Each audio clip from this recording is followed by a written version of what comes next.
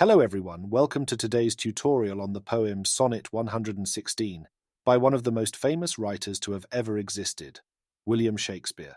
In total, it is believed that Shakespeare wrote 154 sonnets, in addition to the 37 plays that are also attributed to him. Many believe Shakespeare's sonnets are addressed to two different people he may have known. The first 126 sonnets seem to be speaking to a young man with whom Shakespeare was very close. As a result of this, much has been speculated about the bard's sexuality. It is to this young man that Sonnet 116 is addressed. The other sonnets Shakespeare wrote are written to a mysterious woman whose identity is unknown. Scholars have referred to her simply as the Dark Woman, and much has been written about her identity. You may wish to pause this video at certain points to take note of some of the annotations I've made on the poem. In Sonnet 116, "Let me not to the marriage of true minds," Shakespeare's speaker is ruminating on love. He says that love never changes, and if it does, it was not true or real in the first place. He compares love to a star that is always seen and never changing. It is real and permanent, and it is something on which a person can count. Even though the people in love may change as time passes, their love will not. The speaker closes by saying that no man has ever truly loved before if he is wrong about this. Shakespeare used some of his most familiar themes in Sonnet 116. These include time, love, and the nature of relationships. In the 14 lines of this sonnet, he delves into what true love is and whether or not it's real. He uses a metaphor to compare love to a star that's always present and never changes. He is so confident in this opinion that he asserts no man has ever loved before if he's wrong. Shakespeare also brings elements of time into the poem. He emphasizes the fact that time knows no boundaries, and even if the people in the relationship change, the love doesn't.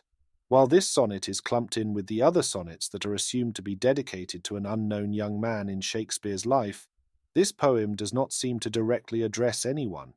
In fact, Sonnet 116 seems to be the speaker's, in this case perhaps Shakespeare's, ruminations on love and what it is.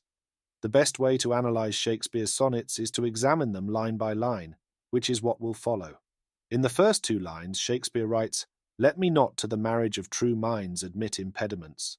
These lines are perhaps the most famous in the history of poetry, regardless of whether or not one recognizes them as belonging to Shakespeare.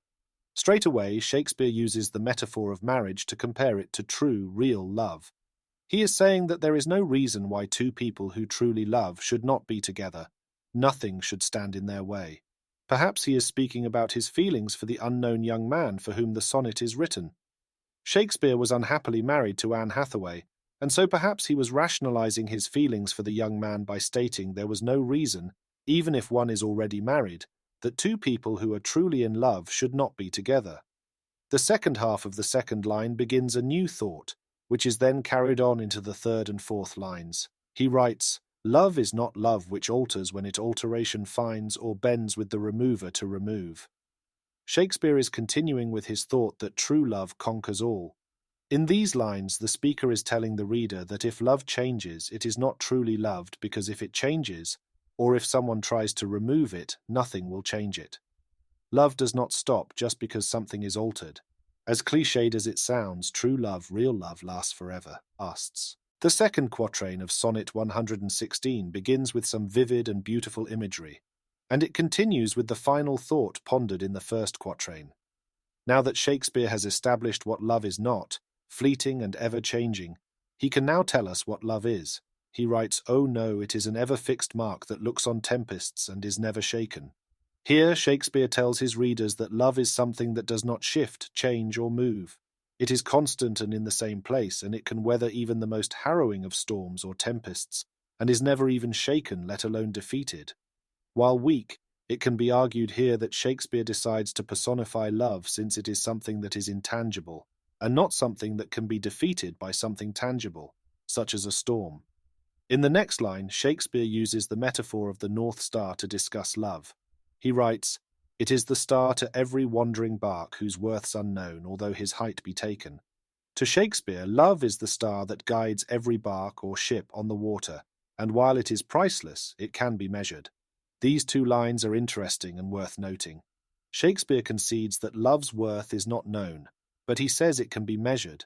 How he neglects to tell his reader but perhaps he is assuming the reader will understand the different ways in which one can measure love through time and actions. With that thought, the second quatrain ends. The third quatrain parallels the first, and Shakespeare returns to telling his readers what love is not. He writes, "Love's not time's fool, though rosy lips and cheeks within his bending sickle's compass come." Notice the capitalization of the word time. Shakespeare is personifying time as a person, specifically death. He says that love is not the fool of time. One's rosy lips and cheeks will certainly pale with age as his bending sickle's compass come. Shakespeare's diction is important here, particularly with his use of the word sickle. Who is the person with whom the sickle is most greatly associated? Death. We are assured here that death will certainly come, but that will not stop love. It may kill the lover, but the love itself is eternal. This thought is continued in lines 11 and 12, the final two lines of the third quatrain. Shakespeare writes, "Love alters not with his brief hours and weeks, but bears it out even to the edge of doom." He is simply stating here that love does not change over the course of time. Instead, it continues on even after the world has ended, the edge of doom.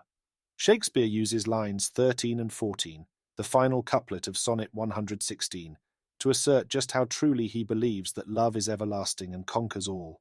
He writes, "If this be error and upon me proved, I never writ, nor no man ever loved." In this part of Sonnet 116, Shakespeare is telling his reader that if someone proves he is wrong about love, then he never wrote the following words, and no man ever loved. He is conveying here that if his words are untrue, nothing else would exist. The words he just wrote would have never been written, and no man would have ever loved before. He is adamant about this, and his tough words are what strengthen the sonnet itself.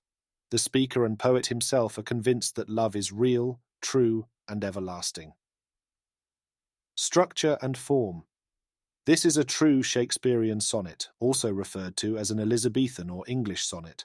This type of sonnet contains 14 lines which are separated into 3 quatrains, 4 lines, and end with a rhyming couplet, 2 lines. The rhyme scheme of this sonnet is A-B-A-B, C-D-C-D, E-F-E-F-G-G. Like most of Shakespeare's works, this sonnet is written in iambic pentameter, which means each line consists of 10 syllables, and within those 10 syllables there are 5 pairs, which are called iambs, one stressed syllable followed by an unstressed syllable. This fixed rhythm emulating a heartbeat perhaps contributes to the generally upbeat romantic feel of the piece. I hope this video has provided you with a better understanding of the poem, its key themes and ideas, as well as some of the language and structural features. If you have found this video to be useful, please like and comment and perhaps share with your friends. Please also subscribe for similar content. See you in the next one.